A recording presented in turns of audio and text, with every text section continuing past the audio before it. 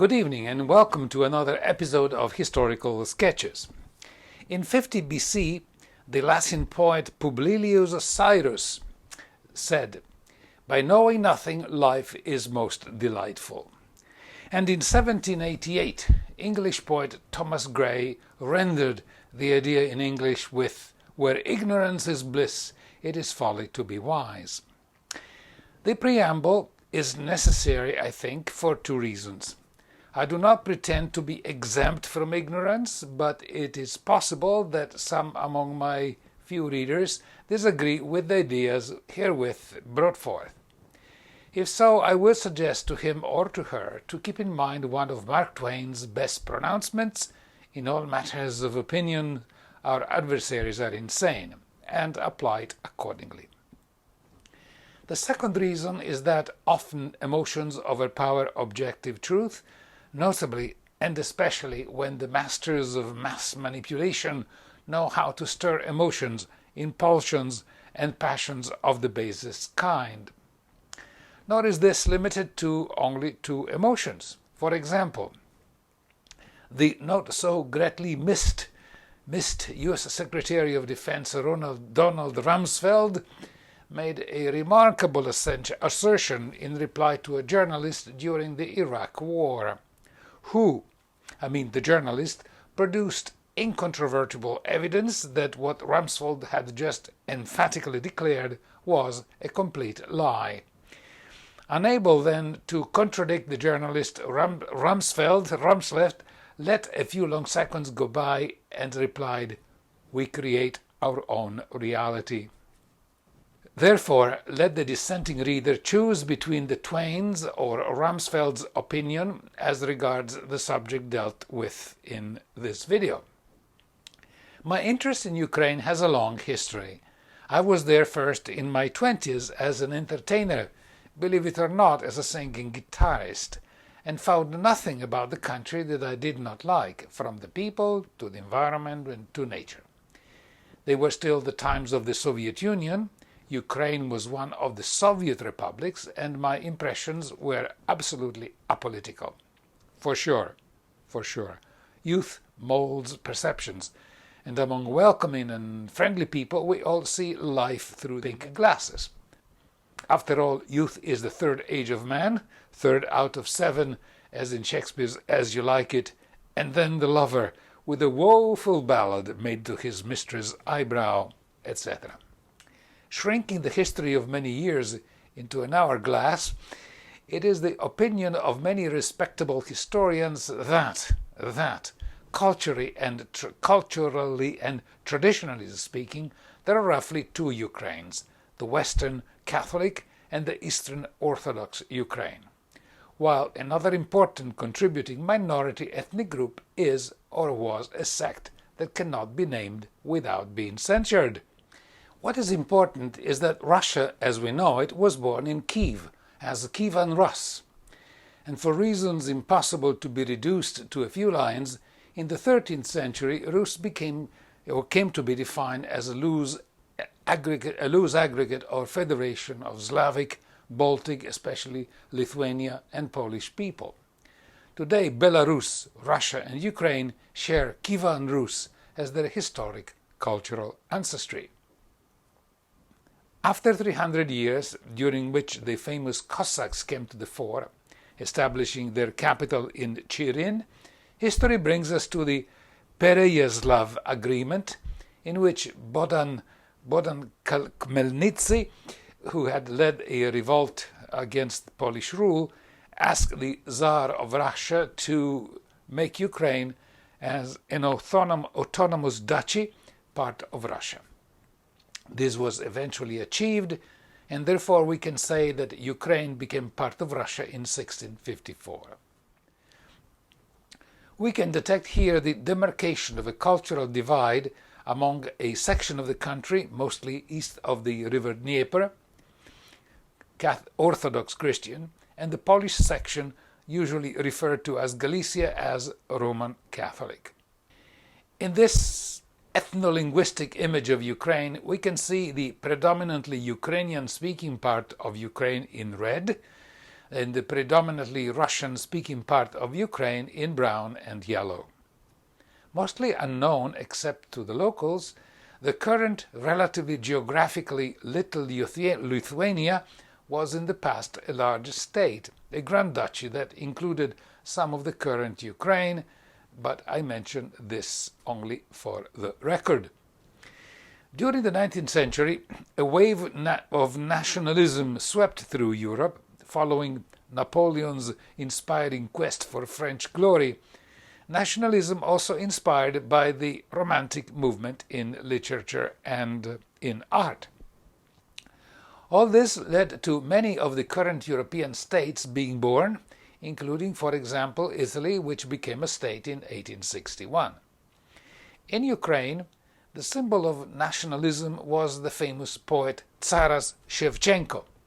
His literary heritage is regarded to be the foundation of the modern Ukrainian literature and, to a large extent, of the modern Ukrainian language, though the language of his poems, I am told, was different from the modern Ukrainian language. Still, we can consider Shevchenko as the Shakespeare and the Dante Alighieri of Ukraine. Incidentally, as we know, one of the items of contentions after the US instigated and paid for so-called Maidan revolution has to do with language. Although my knowledge of Russian amounts to about 20 words and a few sentences, Russian and Ukrainian languages are very similar. During my life, as a director of a computer company that I founded and ran for 20 years, one of our best customers came from Ukraine. When visiting and speaking with a Russian employee of my company, they understood each other perfectly. As a comparison, years ago, I and my younger son visited the region of Abruzzo in Italy, and during lunch we sat near a table of locals who were conversing among themselves with sound volume loud enough to be heard. They were speaking their own dialect, and I could understand less than 5% of what they were saying. Hypothetically speaking, then, the linguistically Russophobic decrees of the current US-led Ukrainian government correspond to a hypothetically independent Abruzzo region or Abruzzan state banning the use of Italian in that region. As we know, in World War I, Russia, having lost the war, also lost some of her territory, some of which went to Poland. But after the notorious Ribbentrop Pact, Bolshevik Russia reclaimed her lost territory from Poland lost in World War I. As it is also widely known, though official historical narrative is somewhat ambiguous or silent on the subject, depending on the ideological position of the writer, during World War II, Ukraine was anything but compact or uniform in its standing towards Germany and the Wehrmacht, especially in the West, where especially the Polish section was openly pro-German. And generally forgotten or unmentioned, quite a few Poles or Western Ukrainians were employed, for example, as guards in German concentration camp. Notorious revenge trial cases, after World War II, as I was saying, involved some such Ukrainian guards. Best known exponent of the pro-German Ukrainian element was Stefan Bandera, who, born in Galicia in 1909, when the region was still part of the Austro-Hungarian Empire, became an ardent Ukrainian nationalist. In 1919, Galicia became part of Poland. In 1934, this Bandera organized the assassination of the then Polish Prime Minister for whatever reason, and in 1939, after his death sentence was commuted, and following Germany's invasion of Poland, he moved to the German-occupied part of Poland. When Nazi Germany invaded the Soviet Union, Bandera prepared what is called the 30 June 1941 Proclamation of Ukrainian Statehood in Lviv, another city, pledging to work with Nazi Germany. Eventually, the Germans place him under house arrest, and then imprisoned for excessive interference with their plans, but later they released him from prison. After the war, he worked for various anti-communist organizations and was eventually assassinated in Munich in 1959, presumably by the KGB. In 2010, the then president of Ukraine, Viktor Yushchenko, essentially installed by the United States, awarded Bandera the posthumous title of Hero of Ukraine. Typical of the generally confused ideology of post-Soviet Russian independent republics, some Ukrainians hail Bandera as a liberator who fought with the Nazis against the Soviets while trying to establish an independent Ukraine, while other Ukrainians, as well as Poland and Russia, condemned him as a fascist war criminal who, with his followers, carried out massacres of Polish Ukrainian civilians, and in particularly Jews. In turn, and this is one curious paradox of the current Ukrainian historical moment, Bandera is the ideological, symbolic character of various current Ukrainian army formations, who, given Bandera's historical allegiance, feature Nazi symbols in their celebrations and flags, notably the Azov Battalion and the Pravi Sector, as they're called. In 2011, Ukraine's elected President Viktor Yanukovych, eventually unseated by the CIA coup of 2014, annulled that award. But the current President Zelensky has reinstated the award, and even changed the name of a main avenue in Kyiv from Moscow Avenue to Stefan Bandera Avenue. Among the many paradoxes, the current Ukrainian President Zelensky belongs to the chosen people, and so do the Prime Minister and the oligarch who put both there, a curious, to be euphemistic, a curious character in the current political Ukrainian stage, named Ihor Kolomoisky. Zelensky is, or was, a Kolomoisky-supported comedian, and in one of his sketches before being elected president, he is featured with another supported comedian playing the piano with his genital organs. I would like to guess how many people think that the sketch is funny, but I personally cannot.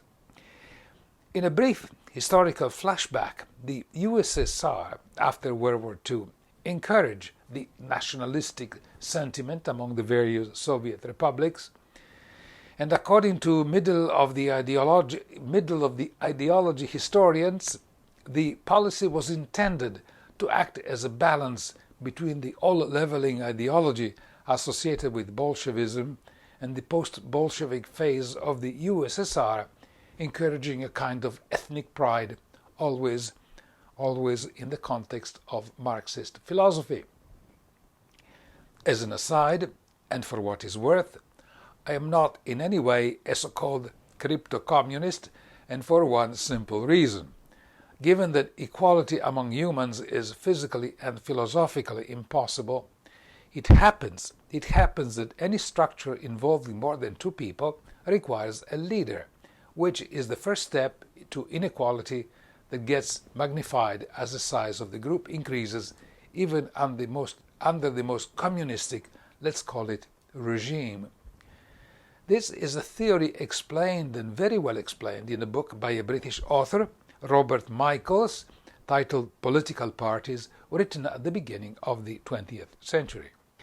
The struggle between maintaining a theoretical equality and the practical inequality creates a number of paradoxes less easily overcome than those that exist in non-Marxist societies.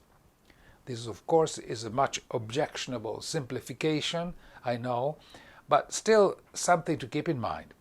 Because, in the end, the degree of harmony in a society is directly proportional to and begins with the average honesty of its leaders. In turn, honesty is also affected by a generally uniform cultural background. But I digress, and I leave this thorny subject. I leave it out. I leave it here. Not without, however, referring to an episode when I was in the still Soviet Russia, and to two historical recent Russian popular observations or aphorism or witticism or maxim, depending how you decide to class them.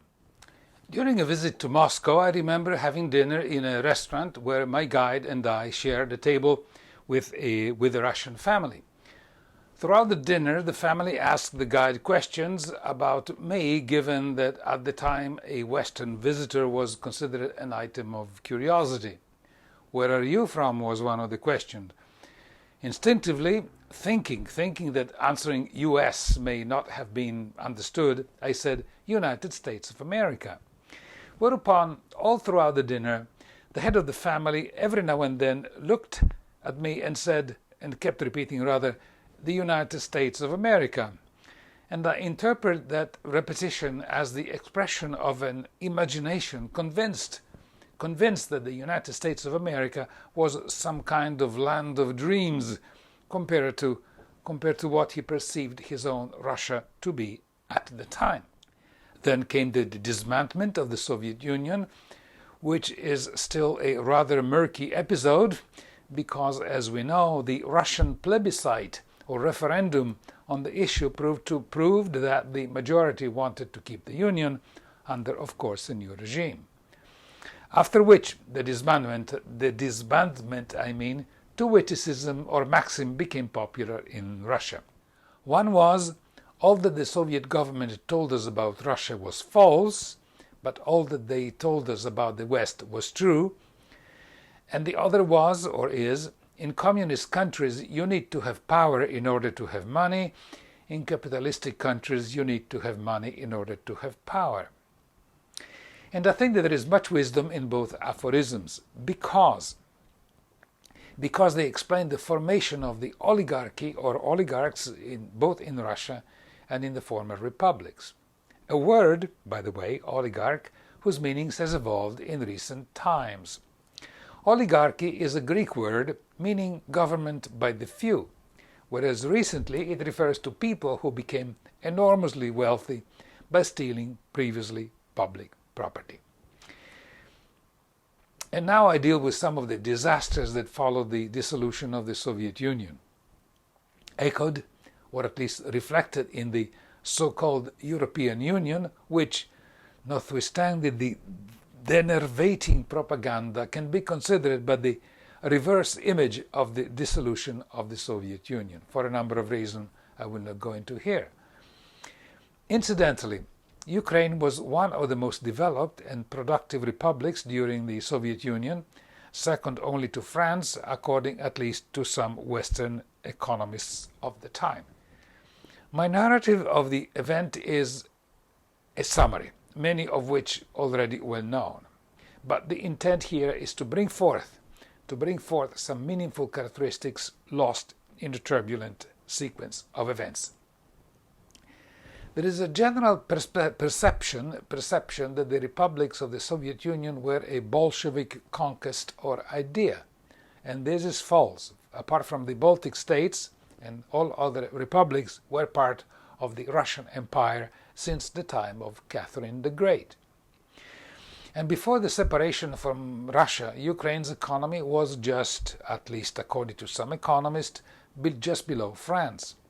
Its own Ukrainian economy included state-of-the-art technology of all sorts, from aviation to space rockets to cars. And incidentally and regrettably, the largest aircraft on the world, the Antonov 225, is now apparently damaged or destroyed, was produced in Ukraine. Production, however, was strictly interconnected with Russia, and after independence and the associated chaos, industry was essentially paralyzed due to the lack of interchange of products and parts. Ukraine's declaration of independence took place in July 1990 and its official implementation in August 1991. From 1991 to 2004, presidents of the Ukraine were Leonid Kravchuk and Leonid Kuchma.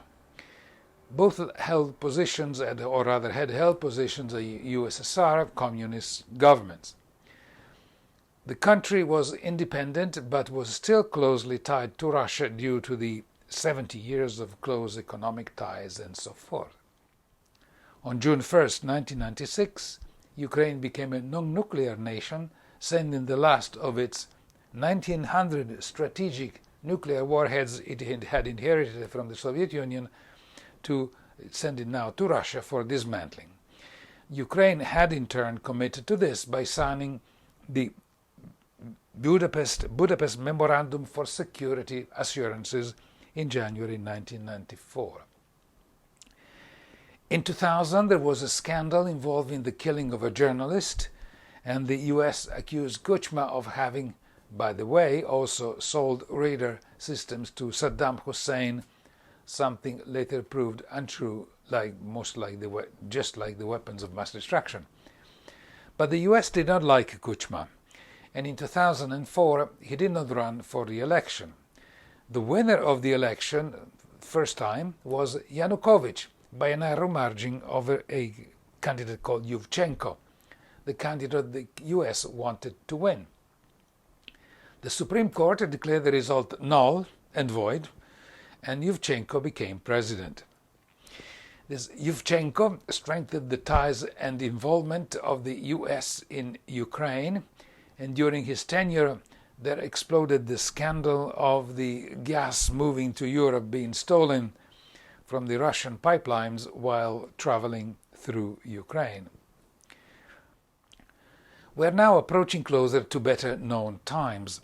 In February 2014, we have the orange, or rather the red and blood revolution called Euromaidan, and I only mention it to underline the role of the State Department, and in particular of that sorry figure of Victoria Nuland, whose expression can hardly hide the nature of a diabolic soul, compared to whom even Lady Macbeth may look like that of a kind of Mother Teresa.